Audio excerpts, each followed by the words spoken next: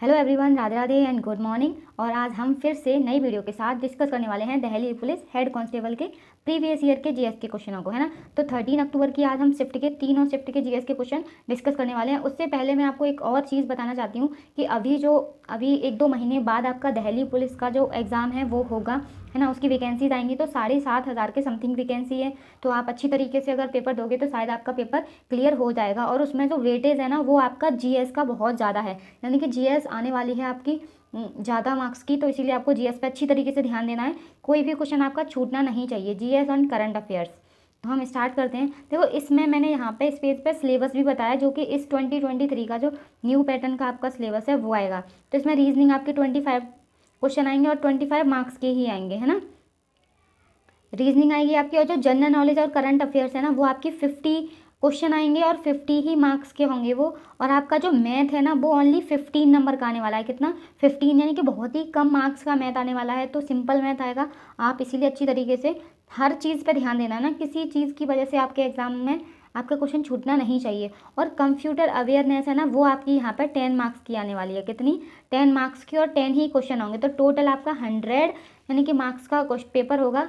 तो आपको पता है कि वैकेंसी भी ज़्यादा है और सिलेबस भी आपके पास इतना टफ नहीं है ना। मैथ में हमें लगता है, मैथ और इंग्लिश तो इसमें है ही नहीं। तो आप इसीलिए इस पेपर को कर सकते हो। और इसकी जो टाइम ड्यूरेशन है ना वो भी आपको देखो 1 घंटा 30 मिनट की है, मतलब 1.5 घंटे की आपको यहाँ पे टाइम मिलेगा, 90 मिनट्स। तो आप आराम से कर लोगे, क्योंकि जीएस में ओनली आपको टिक ही करना है ना, ऑप्शन देख के, है ना। और जो कंप्यूटर है ना उसमें भी आपको यहाँ पे ओनली मार्क करना है। तो ओनली बचा रीजनिंग और मैथ, वो आपको सॉल्व करना होगा। तो 40 क्वेश्चन है जो सॉल्व करने होंगे। तो आपके पास टाइम भी काफ़ी है, तो आप कर सकते हो। तो इसीलिए जीएस की वीडियो आप देखते टाइम पे अपने शॉर्ट नोट्स 1 लीनियर की फॉर्म में बना लिया करें। मैंने बहुत अच्छी तरीके से बताए हैं। जैसे ही ये हेड कांस्टेबल के क्वेश्चन हो जाएंगे उसके बाद हम करेंगे यहाँ पे 2020 के दिल्ली पुलिस के पेपर सॉल्व, है ना।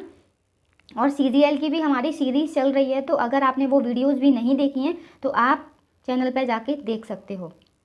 उसकी प्लेलिस्ट भी मैंने बना दी। देखो, 10 अक्टूबर की हमने तीनों शिफ्ट कर ली, 12 अक्टूबर की हमने तीनों शिफ्ट कर ली, है ना। और आज हम करने वाले हैं 13 अक्टूबर की तीनों शिफ्ट। तो हमारे कितनी हो जाएंगी? 9 शिफ्ट के क्वेश्चन हो जाएंगे।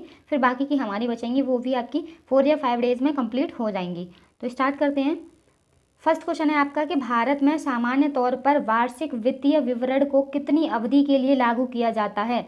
तो भारत में जो वार्षिक विवरण होता है, यानी कि बजट जो होता है, वो कितने टाइम के लिए और कब लागू किया जाता है। तो वो आपका यहाँ पे लागू होता है 1 अप्रैल से 31 मार्च तक। कब होता है? 1 अप्रैल से 31 मार्च तक हमारे जो बजट की डेट होती है वो ये होती है। सेकंड ऑप्शन हमारा यहाँ पे सही होगा। क्वेश्चन नंबर 2 है, अप्रैल 2021 में नियुक्त श्री सुशील चंद्र भारत के मुख्य चुनाव आयुक्त बने हैं। तो वो कौन से नंबर के मुख्य चुनाव आयुक्त बने हैं? तो वो आपके बने हैं यहाँ पर 24वें। कौन से बने हैं? 24वें मुख्य चुनाव आयुक्त बने हैं। कौन बने हैं? सुशील चंद्र। क्या बने हैं? मुख्य चुनाव आयुक्त। तो सुशील चंद्र का आपको फोटो दिख रहा होगा। मैंने आज की वीडियो में ना इमेज का यूज़ किया है, जिससे आपको लर्न हो जाए, यानी कि फेस देख करके हम पहचान लेते हैं, है ना, याद भी हो जाता है। तो इसीलिए मैंने इमेज यूज़ की है, तो आपको आज अच्छा लगेगा, बोर भी नहीं होंगे शायद। तो ये हैं आपके, कौन है? सुशील चंद्र हैं, जो कि 24वें हमारे मुख्य चुनाव आयुक्त हैं।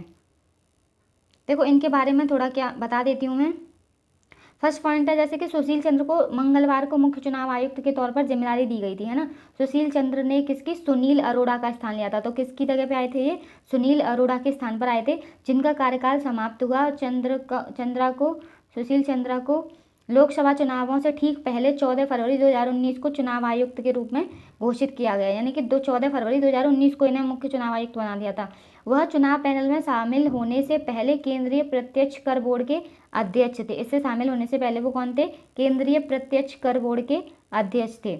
अगला पॉइंट है, चंद्रा का कार्यकाल 1 साल तक, यानी कि 14 मई 2022 तक रहेगा। यानी कि इनका टाइम टेबल निकल चुका है 14 मई 2022 तक, है ना। और नेक्स्ट पॉइंट है, इस अवधि के दौरान वो, मतलब जब उन्हें ये टाइम मिला था उसके टाइम पर उन्होंने क्या किया था? गोवा, मणिपुर, उत्तराखंड, पंजाब और उत्तर प्रदेश में जो विधानसभा चुनाव हुए थे ना उनकी देख रेख करेंगे। वो कौन? सुशील चंद्रा, क्योंकि उनका टाइम टेबल 14 मई 2022 को हो गया था कंप्लीट। नेक्स्ट देखो, थर्ड क्वेश्चन है, निम्नलिखित में से किस स्थान पर तापमान की वार्षिक सीमा उच्चतम होगी। तो तापमान की वार्षिक सीमा उच्चतम कहाँ पर होगी? जैसलमेर में। कहाँ पे होगी? जैसलमेर में होगी तापमान की उच्चतम सीमा। जैसलमेर कहाँ पर है? आपका राजस्थान में है। नेक्स्ट क्वेश्चन पर चलते हैं। निम्नलिखित में से कौन सा युद्ध मेदिनी राय और बाबर के बीच लड़ा गया था? देखो ये मोस्ट इंपोर्टेंट है आपका क्वेश्चन कि निम्नलिखित में से कौन सा युद्ध मेदिनी राय और बाबर के बीच लड़ा गया था? तो वो युद्ध था आपका कौन सा? चंदेरी का युद्ध। कौन सा था? चंदेरी का युद्ध, जो कि 1528 में लड़ा था। कब? 1528 में। देखो चंदेरी जो मेदिनी राय खंगार था ना, वो चंदेरी राज्य का एक राजपूत शासक था। कौन था? चंदेरी राज्य का राजपूत शासक था। वह राणा सांगा के सबसे प्रतिष्ठित सेना नायकों में से एक था। किसका था वो? राणा सांगा का सबसे प्रतिष्ठित सेना नायक था। चंदेरी का प्रसिद्ध दुर्ग मेदिनी राय के अधिकार में था। बाबर ने मेदिनी राय को हराकर मेदिनी राय पर दावा बोला और 20 जनवरी 1528 में वह चंदेरी पहुंचा। मेदिनी राय ने 5000 राजपूतों के साथ किले का फाटक बंद कर दिया। नगर के सामने 230 फीट ऊंची चट्टान पर चंदेरी का दुर्ग बना हुआ था। यह स्थान मालवा तथा बुंदेलखंड की सीमाओं पर स्थित होने के कारण से महत्वपूर्ण है। ये कहाँ पर है आपका? ये बुंदेलखंड है ना, और मालवा की जो पहाड़ है ना, उनकी ऊपर चोटी पर बना हुआ है, तो इसीलिए ये बहुत फेमस है ये जो युद्ध है और इनका जो किला है वो। क्वेश्चन नंबर 5 है 2011 की जनगणना में किस राज्य ने सबसे अधिक महिला साक्षरता दर्ज की थी? तो किस राज्य ने सबसे अधिक महिला साक्षरता दर्ज की? तो वो की थी केरल ने। और आपको पता ही है कि साक्षरता के नाम पे तो हमारा जो केरल है वो नंबर 1 पर है, तो फर्स्ट ऑप्शन सही हो जाएगा। क्वेश्चन नंबर 6 है प्राकृतिक पर्यावरण की रक्षा निम्नलिखित में से किस प्रकार का संवैधानिक प्रावधान है? तो हमें पर्यावरण की अपने की रक्षा करनी चाहिए, तो ये हमारा क्या है? तो ये हमारा मौलिक कर्तव्य है। क्या है? मौलिक कर्तव्य है। नेक्स्ट क्वेश्चन पे चलते हैं। यहाँ पे क्वेश्चन नंबर 7 है सिग्मो त्योहार मुख्य रूप से भारत के निम्नलिखित में से किस राज्य में मनाया जाता है? देखो जो सिग्मो त्योहार है ना, ये भारत के गोवा राज्य में मनाते हैं। किस में मनाते हैं?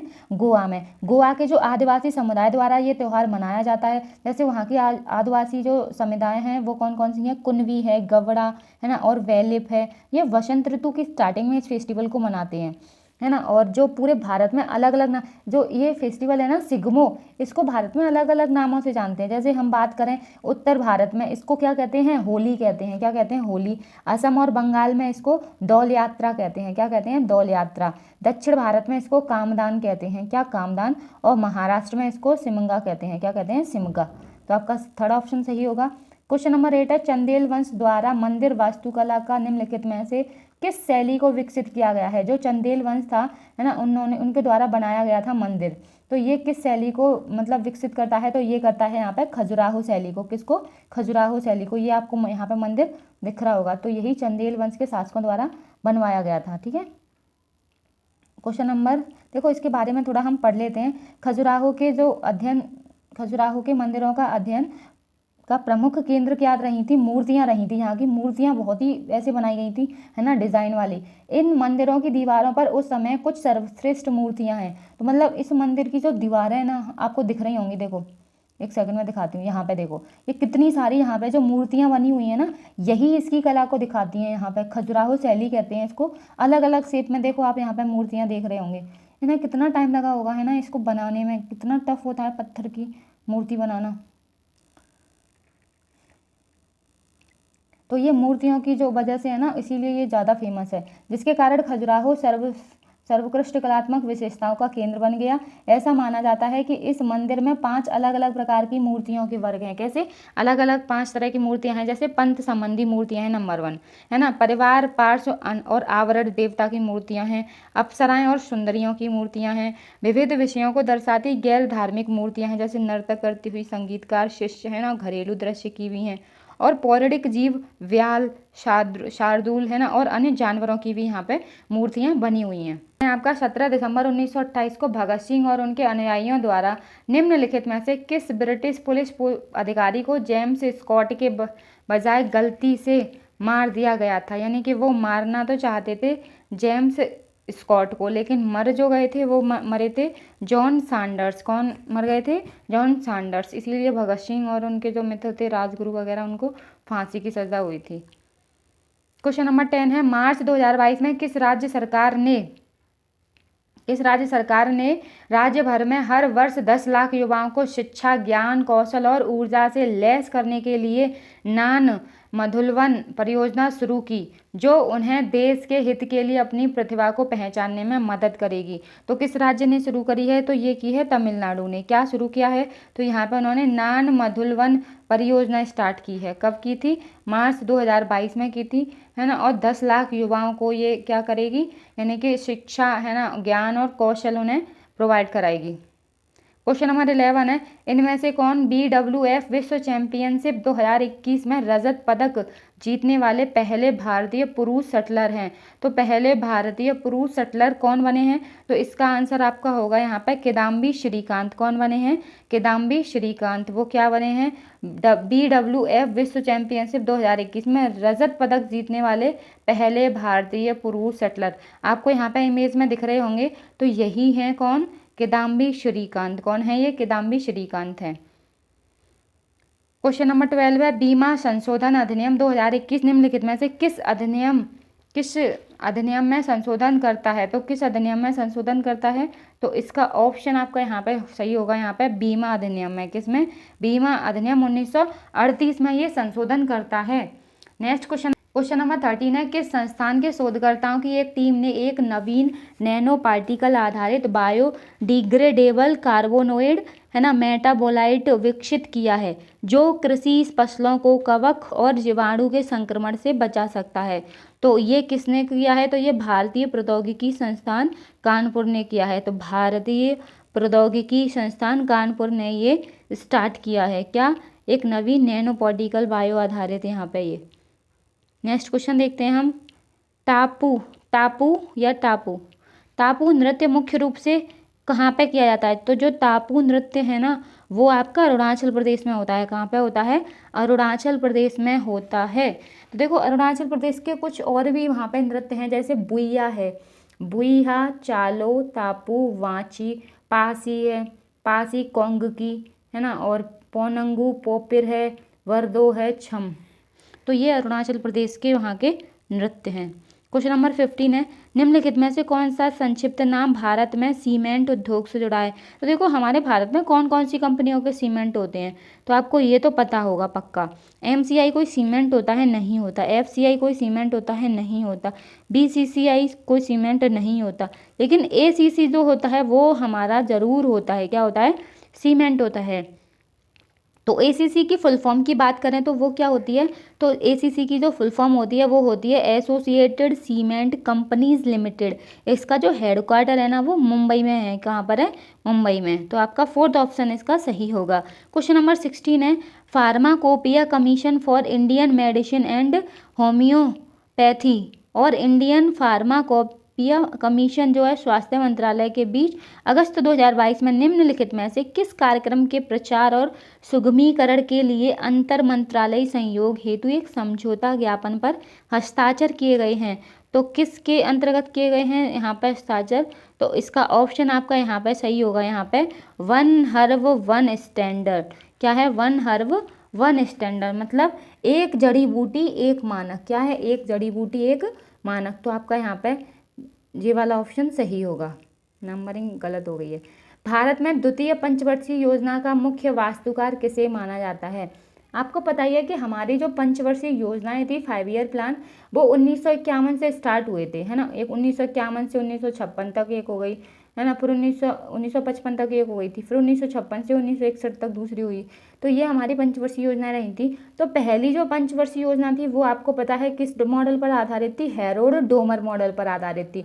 और उसमें जो हमने जो मतलब फोकस किया था वो कृषि पर किया था। लेकिन सेकंड पंचवर्षीय योजना थी वो किस मॉडल पर आधारित थी? PC महालोबिनस मॉडल पर। किस पर? PC महालोबिनस मॉडल पर आधारित थी। और जिस पर हमने किस पर फोकस किया था? यहाँ पे आत्मनिर्भर उद्योगों पर किया था, सॉरी, किस पर फोकस किया था? उद्योगों पर फोकस किया था। तो हमारा PC महालोबिनस ऑप्शन जो है वो सही है, प्रशांत सिंह महालोबिनस।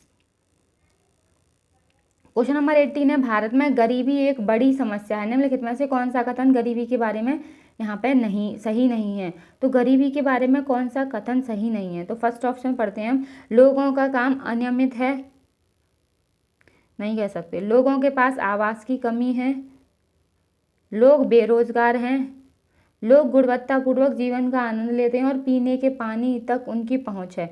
तो बस आपका यही ऑप्शन जो है वो यहाँ पे सही नहीं है, क्योंकि बाकी सब गरीबी हमें दिखा रहा है, इसमें भी गरीबी गरीबी, लेकिन इसमें तो भाई साहब आनंद ले रहे हैं, पानी भी उनके घर पे पहुंच रहा है, तो उन्हें किसकी टेंशन। तो इसलिए वो भारत में गरीबी की एक बड़ी समस्या को गलत ऑप्शन है ये।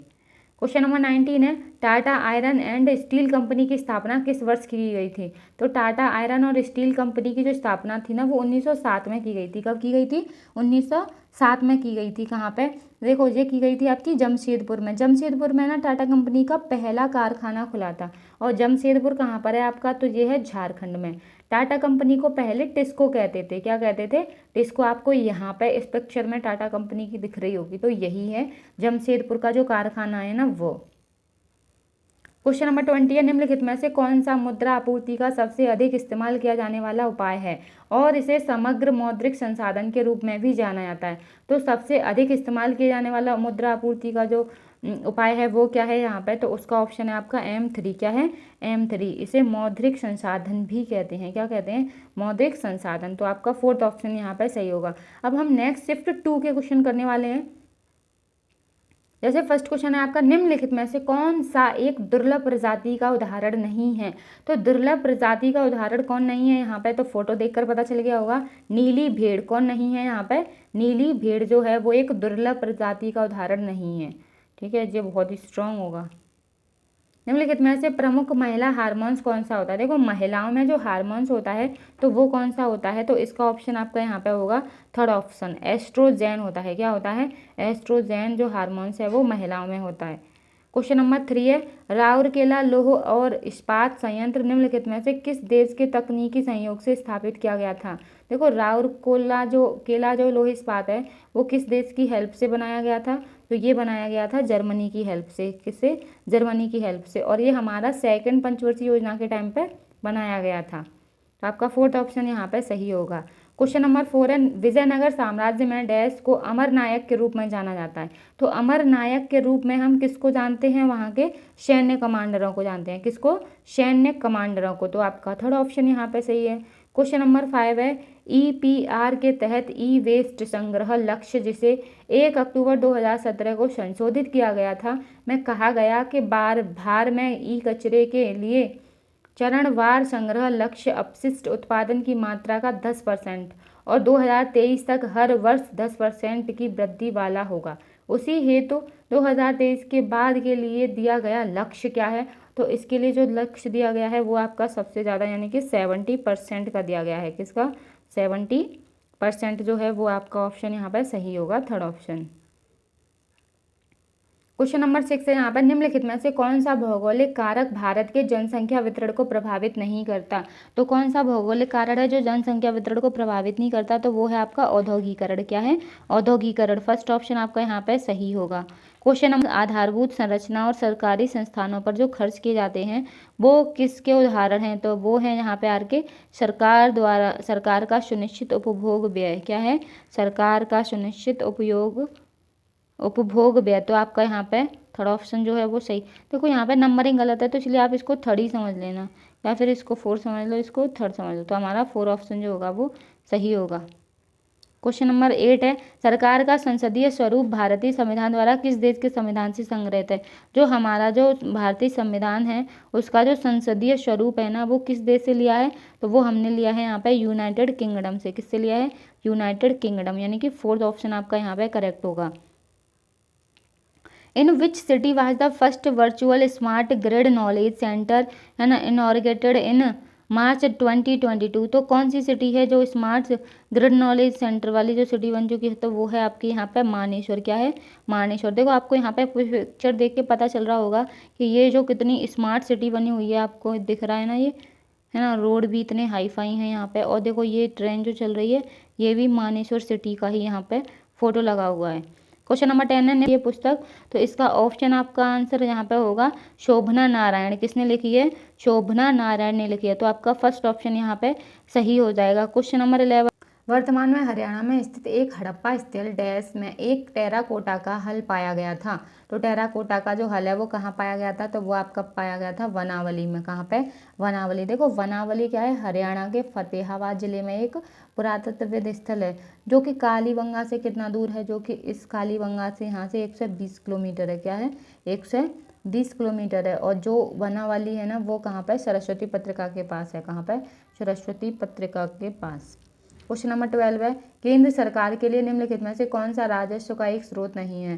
तो केंद्र सरकार के लिए कौन सा एक राजस्व मतलब रेवेन्यू का जो शुल्क नहीं है, तो वो है आपका यहाँ पे है कौन सा, स्टाम्प शुल्क। क्या है, स्टाम्प शुल्क। तो सेकंड ऑप्शन आपका यहाँ पे सही होगा। क्वेश्चन नंबर 13 है, 1972 में मैसूर के टीपू सुल्तान और ब्रिटिश ईस्ट इंडिया कंपनी के निम्नलिखित में से किस प्रति श्रीरंगपट्टनम की संधि पर हस्ताक्षर किए गए थे। तो किसके टाइम पे किए गए थे, तो आपका इसका ऑप्शन यहाँ पे सही होगा, यहाँ कॉर्नवालिस। कौन होगा, कॉर्नवालिस, चार्ल्स कॉर्नवालिस है वो, थर्ड ऑप्शन यहाँ पे करेक्ट होगा। अगला करते हैं, क्वेश्चन नंबर 14 है, अवधि डैश को स्थिर जनसंख्या वृद्धि की अवधि के रूप में जाना जाता है। तो कौन सा टाइम टेबल है उसका, तो वो है यहाँ पे टाइम टेबल है 1921 से 51 तक। कब तक है, 1921 से 1951 तक। तो फोर्थ ऑप्शन यहाँ पे सही होगा। क्वेश्चन नंबर 15 है, प्रथम स्वतंत्रता संग्राम के दौरान मंगल पांडे ब्रिटिश सेना के किस रेजिमेंटी के सिपाही थे। तो जो मंगल पांडे थे वो किस रेजिमेंटी के सिपाही थे। तो इसका ऑप्शन आपका यहाँ पे कौन सा होगा, तो इसका ऑप्शन आपका यहाँ पे होगा 34वीं बंगाल नेटिव इन्फेंट्री। कौन सी थी, 34वीं बंगाल नेटिव इन्फेंट्री। तो आपका सेकंड ऑप्शन यहाँ पे सही है। क्वेश्चन नंबर 16 है, एक मरा उत्सव भारत के किस राज्य में मनाया जाता है। तो एक मरा उत्सव है जो भारत के किस राज्य में मनाते हैं, तो ये मनाते हैं आपका मेन उड़ीसा में। कहाँ मनाते हैं, तो इसका जो आंसर होगा आपका यहाँ पे क्या होगा, उड़ीसा होगा। एक मरा उत्सव भारत के उड़ीसा राज्य में मनाया जाता है। क्वेश्चन नंबर है आपका यहाँ पे 17 है, भारत में 1960 में गहन कृषि विकास के लिए प्रारंभ कार्यक्रम का नाम बताइए। तो प्रारंभ जो कार्यक्रम हुआ था वो कौन सा इन्होंने किया था, तो इन्होंने किया था intensive agriculture destructed programme, insulting agriculture destructed programme. तो आपका यहाँ पे फर्स्ट ऑप्शन यहाँ पे सही हो जाएगा, फर्स्ट ऑप्शन। क्वेश्चन नंबर 18 है, उत्तर प्रदेश के निम्नलिखित में से किस विधानसभा क्षेत्र से श्री योगी आदित्यनाथ ने मार्च 2022 में राज्य का चुनाव जीता था। तो जो राज्य का जो चुनाव जीता था, तो किस जगह से जो योगी थे वो खड़े हुए थे। तो आपका आंसर यहाँ पर कौन सा होगा, गोवर्धन गोरखपुर अर्बन। कौन सा था, गोरखपुर अर्बन था।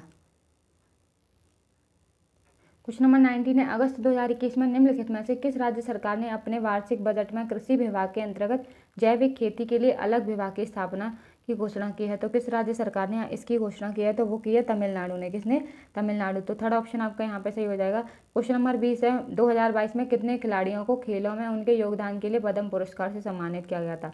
तो कितने खिलाड़ियों को इस सम्मानित किया गया था, तो यहाँ पे आपका आंसर होगा यहाँ पे बिल्कुल सही होगा। अब हम सिर्फ थर्ड के जीएस के क्वेश्चनों को डिस्कस करने वाले हैं। तो अभी आपको कहीं जाना नहीं है ना, इस वीडियो को पूरा देखना है, तभी तो क्वेश्चन आपके कंप्लीट होंगे। फिर आप छोड़ दोगे, फिर आपके क्वेश्चन रह जाएंगे, हो ही नहीं पाएंगे।